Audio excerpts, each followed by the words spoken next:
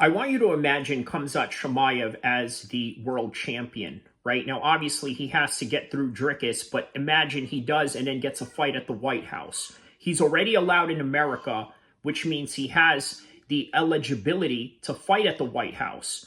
And imagine if Ramzan Kadyrov walks into the White House and then there's Zelensky right there on the spot, and then they just start getting into a street fight right there in the middle of a UFC White House event. Zelensky and Ramzan Kadyrov, and then here's Trump screaming at them like an angry college football coach saying, "All right, everybody, get them out of here. Come on, boys, you need to stop doing all of this. Get it together." That is a possibility. But the one thing remains a reality. That is for certain, that they are going to have a fight at the White House. The question is who, what, and where. It's an American event. It's an event that is supposed to mark America's 250th birthday. By the way, check out my live streams that I did on this particular topic, where I talk about Theodore Roosevelt and his involvement in jiu-jitsu early in his presidency. On top of that, the other aspects of whether it's happening or not happening, it's all on my live section. Go check it out. I urge you guys to check it out. Very good stuff, separate from this video, in the certain topic that I want to talk about, which is what American fighter are they going to bring to fight in these events? You got Colby Covington on a losing streak.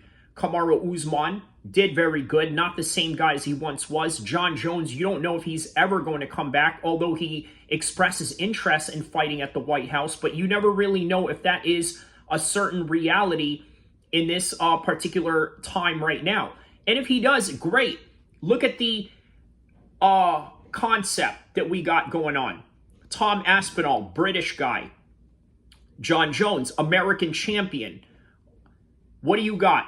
England versus America, 1776 all over again, 250 years later, in the form of Jon Jones and Tom Aspinall.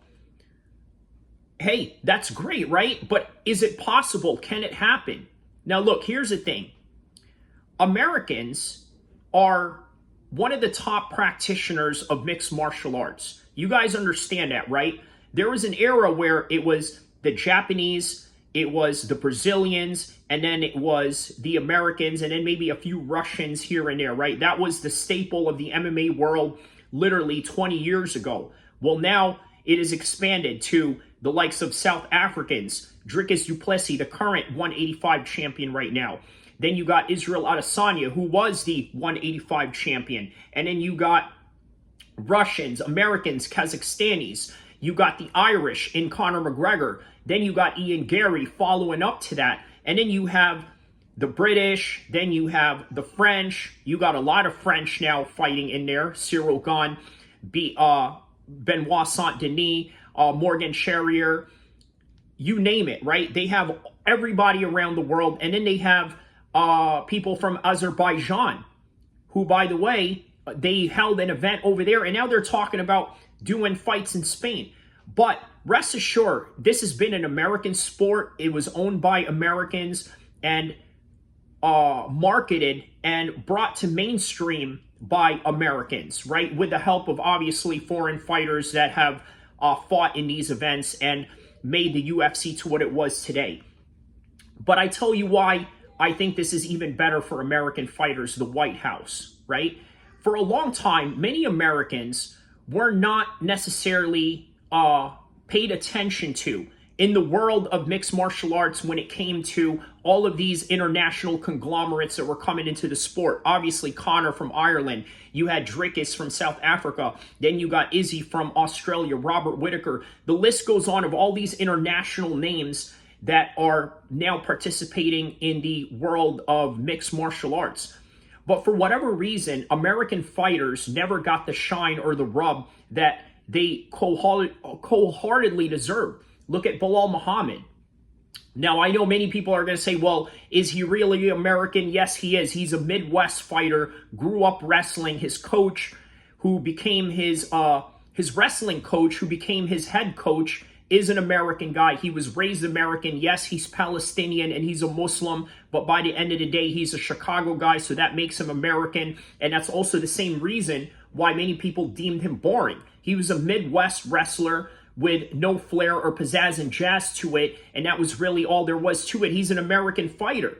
Same thing with Jon Jones. Why is he not a big star in the way that Conor McGregor is, even though he's more accomplished than most of these guys? Same thing with, in comparison, his resume against Khabib and Islam, where you look at those guys, they are big international superstars. Ilya Tapora, my goodness, how could I even forget about this guy? He's also a serious name in this list. And then you got JDM as the, what I believe is the 4th Oceanic champion to come out of the UFC. I'm surprised that they even come up with 4 champions in the first place. But overall, no matter who is champion, whether it is a non-American championship lineup, meaning that you got a 145 champion who's not American, a 155 champion who's not American, a 205 champion who's not American, Jon Jones now out of the circle, vacated his belt, no longer a champion. You still have Americans in the top 10, 20s, and so forth, and still atop of the elite in that particular circumference, right? But they don't have the proper shine or proper marketing to go behind them. And I think this event right here is going to solidify that. It is going to give America a bit of some shine to where it shows they were a huge contribution force in the world of MMA. Now, you had UFC's Noche. You remember what they had going on in UFC's Noche, this crazy event that they had going on. All these lights, these visuals, they had this big screen where they did basically the history of Mexico. We can now do that for America, right? In terms of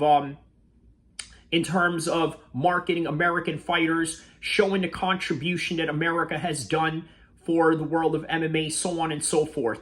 But in reality, we don't know who's going to fight in this card yet. We only can speculate that maybe it's Tom Aspinall and Jon Jones. Now, if that's the case, maybe that explains why these two guys are acting like they don't want to fight each other, at least in the part of Jon Jones, or maybe creating some sort of possum as a way to strategize for the Secret Service to build this event around in terms of taking security measures. So what does that entail? Maybe they have to tell fighters, promoters, and everyone in between to have a gag order in order for them to make this happen. But on any regard, a lot of people out there are making videos right now about fantasy fight card matchups in the White House. The truth is, we really don't know. But what I can tell you, what is on top of my list, and what I wish to happen, and only one man can make that happen, is Jon Jones versus Tom Aspinall. Because everybody else wants it. Dana wants it. Tom seems to really want it. And it is only Jon and his potential criminal cases that he has to face and dealing with that after the fact to where he can decide whether he really wants to do this or not.